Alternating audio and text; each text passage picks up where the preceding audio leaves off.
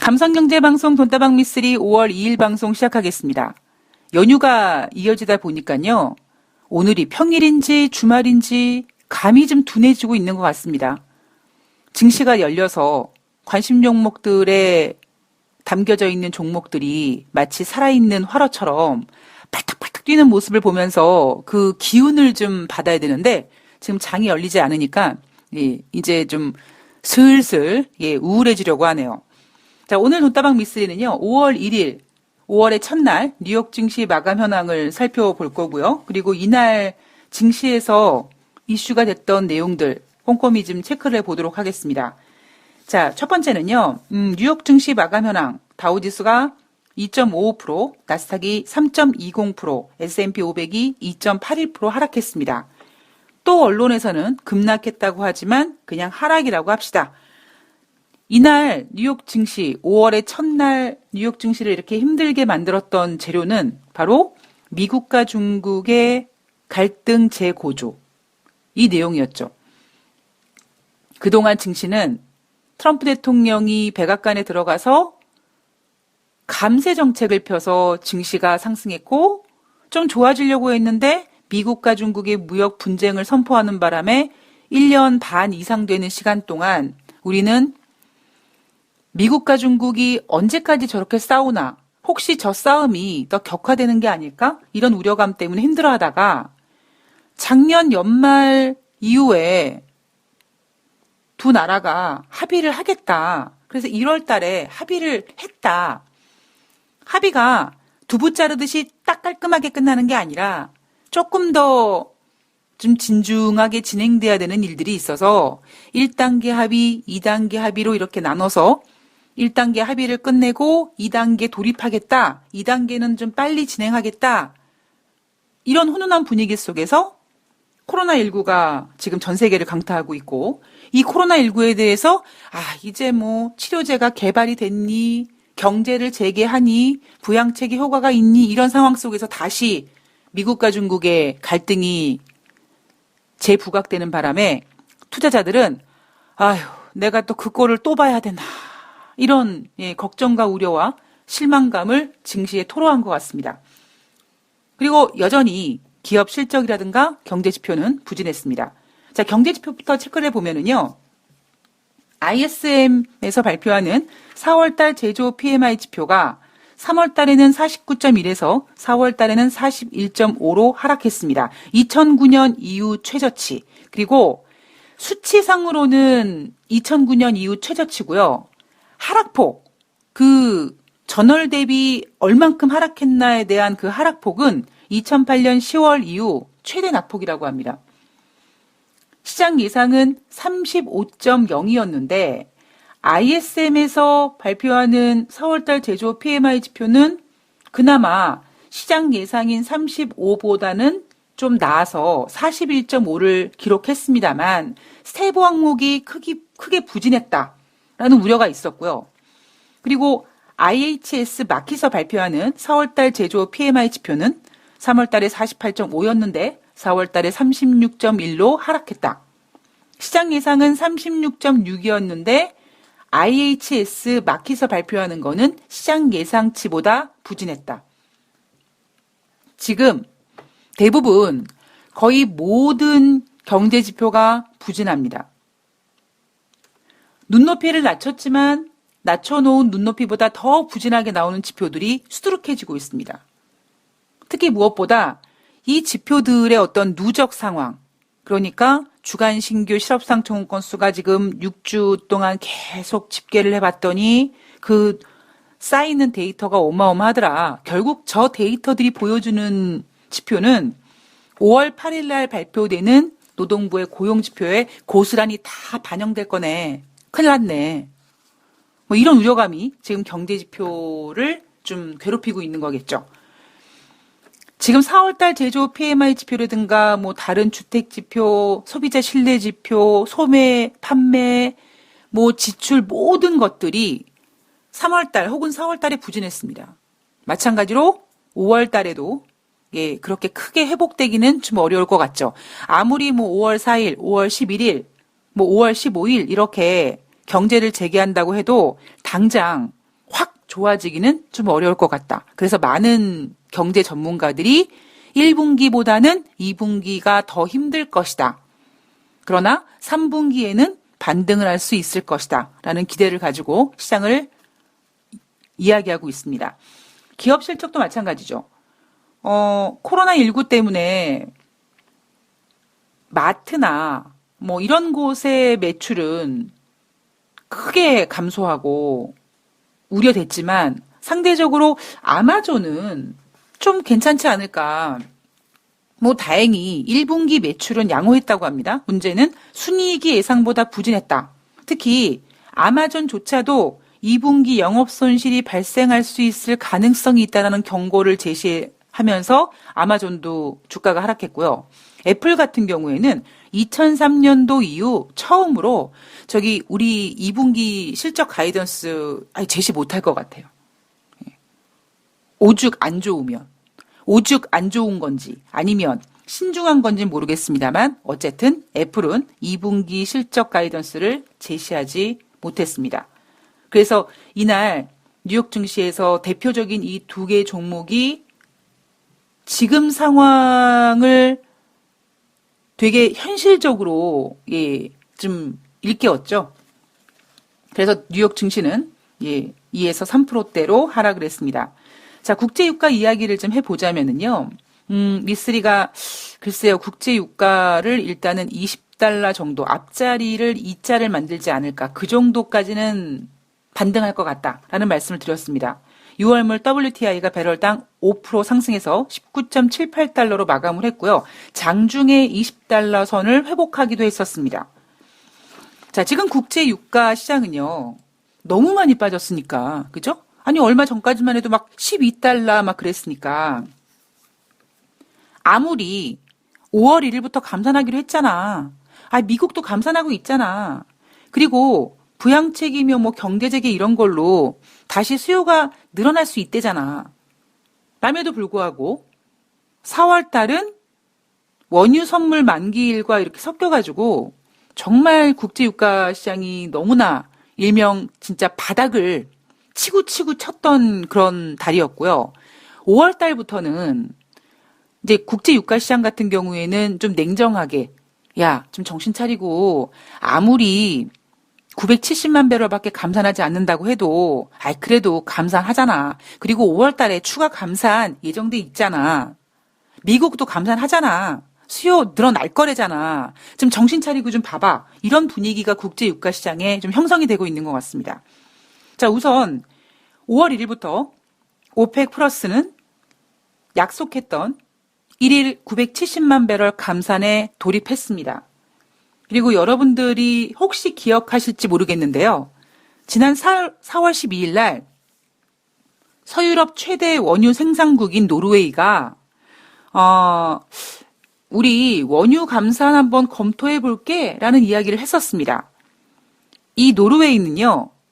뭐 오펙과 비오펙 회원국들의 이런 그 산유국들을 리드하는 그런 나라는 아니지만 국제유가가 매우 심각하게 빠졌을 때 이렇게 살짝 도와주는 그런 역할을 합니다. 지난번 2001년도 9.11 테러가 발생되고 국제유가가 20달러 이하로 하회하자 노르웨이는 우리 하루 동안 15만 배럴씩 감산할게 라고 감산을 얘기하면서 국제유가의 안정을 도모했거든요.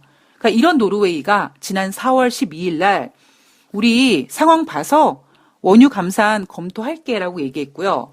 대신 전제 조건이 있었습니다. 뭐냐면 감산 합의가 잘 이행이 된다면. 근데 지금 노르웨이 입장에서 보아하니 뭐 쿠웨이트 같은 경우에는 5월 1일 전에 벌써 감산을 시작했다라고 얘기를 했고요. 그리고 미국도 자발적인 감산이 진행 중이고 그동안 감산 합의에 늘 난 반댈세라고 외쳤던 러시아조차도 유가 안정을 위해서 적극적으로 협력하겠다라는 내용의 인터뷰가 나오니까 노르웨이가 그럼 이런 분위기에서 우리 노르웨이가 조금만 더 힘을 보태주면 유가가 조금 더 상승할 수 있을 거야. 뭐 이런 상황 파악이 됐겠죠. 그래서 감산 방침 18년 만에 하겠다고 했습니다. 그러니까 2001년도 9.11 테러 이후에 18년 만에 지금 노르웨이가 처음으로 감산 방침을 밝힌 거죠. 자, 국제유가 일정 체크를 좀 해보면은요, 물론 지금 현재 미국은요, 원유 채굴기 가동 건수가 전주 대비 53개가 감소해서 현재 지금 325개가 가동 중인데, 이 미국의 원유 채굴기 수가 많이 가동될 때는 800개가 넘었었습니다. 제 머릿속에는 860개 정도가 그 약간 고점대였던 것 같아요. 그런데 지금 300대니까 어마어마하게 지금 줄어든 거겠죠? 자, 미국도 이렇게 자발적인 감산이 진행되고 있고요. 특히 이러한 자발적인 감산보다 조금 더 적극적인 이슈가 하나 있죠. 그게 뭐냐면 미국 텍사스 주에서 산유량을 관리하는 텍사스 철도위원회가 야, 우리 감산 좀 하자. 그래서 회의를 쭉 진행했습니다.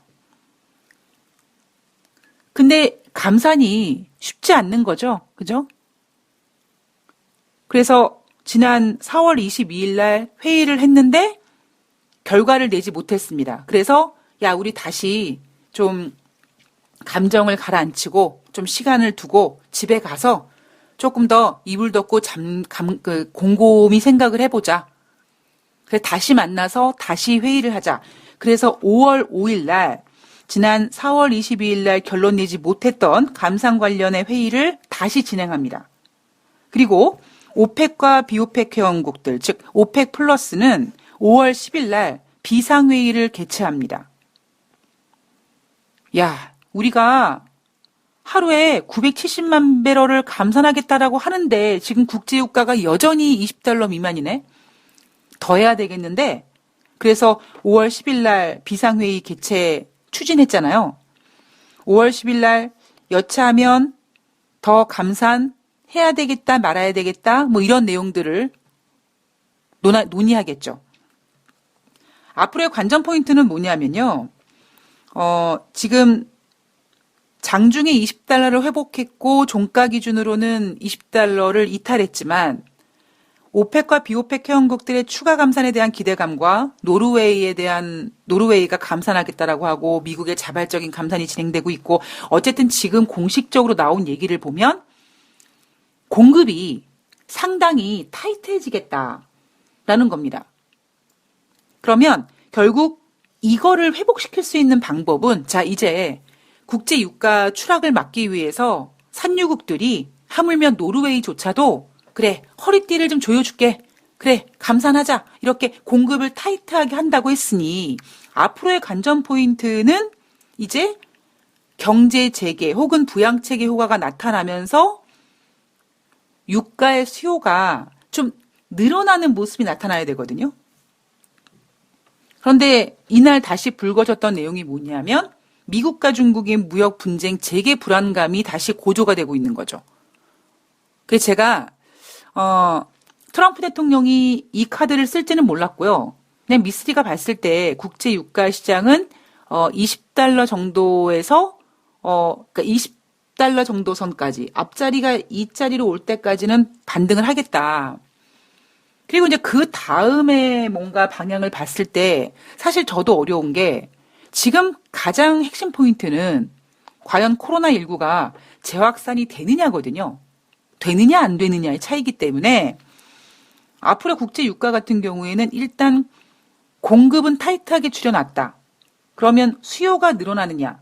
요것만 계산하면 되는 거였는데 트럼프 대통령이 무역 분쟁 재개 불안감을 제시하다 보니까 다시 또 국제 유가는 또 급격하게 이번 주 후반에 많이 또 반등했으니까 다시 또 그 반등폭을 어느 정도 선에서는 또 토해낼 가능성이 있죠. 여러분들 잘 기억하시면은요, 제가 앞서서 IMF에서 글로벌 경제 성장률을 하향 조정할 때마다 미국 증시는 어디서 개소리야, 어디서 개가 짖나 하면서 IMF의 경고를 무시했으나 가장 순수하게 IMF 경고를 받아들였던 곳이 바로 국제유가 시장입니다. 근데 국제유가 시장은 또 쟤네 미국과 중국이 또 쿵당쿵당 하는 거야? 에이씨, 어쩌면 좋아. 이렇게 지금 감산을 타이트하게 하고 있는데 또 그냥 무역 분쟁 우려감 때문에 또 다시 수요 감소 우려감이 부각될까봐 국제 유가는 또 몸을 사리겠죠. 가장 우려되는 건 뭐냐면 제가 앞서 한번 방송에서 말씀드렸듯이 미국의 셰일 업체들이요. 그 회사채를 발행했는데 만약에 국제 유가가 20달러 정도에서 머무른다면 그러니까 우리는 그나마 뭐 얼마 전까지만 해도 12달러, 뭐 13달러 이렇게까지 폭락했던 국제 유가가 20달러로 회복했으니까 다행이라고 했지만 아무리 20달러가 돼도 미국 셰일 업체들이 회사채 발행하고 어떤 그런 상황 속에서 국제 유가가 20달러밖에 안 된다 그러면 올해 700억 달러 이상의 디폴트가 발생할 수 있을 거라는 연구 보고서가 나왔습니다. 물론 이게 또 이어지면 2021년도에는 거의 이거 2배 이상의 디폴트 가능성도 제기가 됐고요.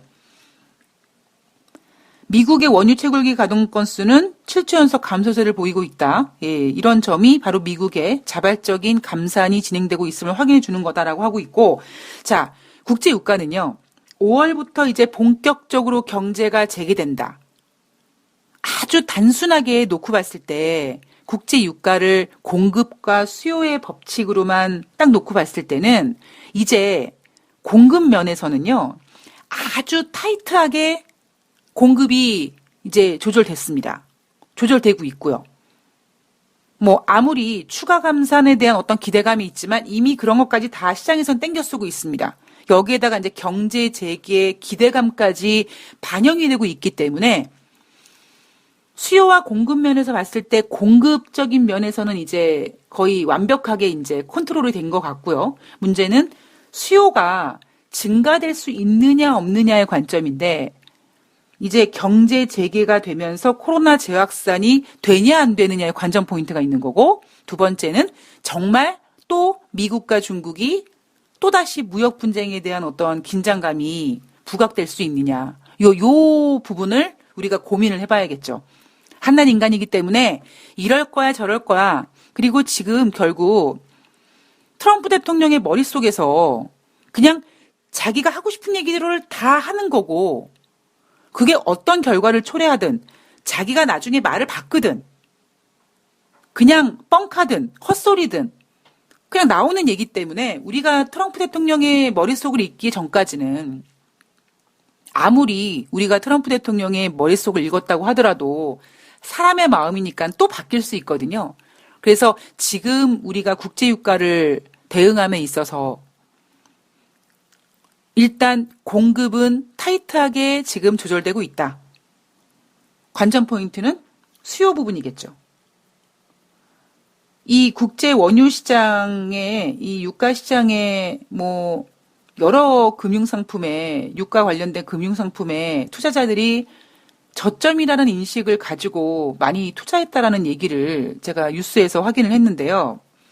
어느 정도 선에서 지금 20달러까지 올라왔고, 예. 아마 또 많은 투자자들은 그래 봐봐 공급 타이트하고 이제 경제 재개되고 부양책 쓰고 그러니까 더 갈 거야. 뭐 이렇게 기대하고 있는 상황 속에서 지금 새롭게 다시 미국과 중국의 무역 분쟁이 부각이 됐기 때문에 국제 유가는 여러분들께서 정확하게 알고 있는 내용은 공급은 타이트하게 조절되고 있다. 예, 이 부분만 확실하게 체크하시고요. 그 다음 부분 수요 부분에 대해서는 조금 더 검증 작업이 필요하고요.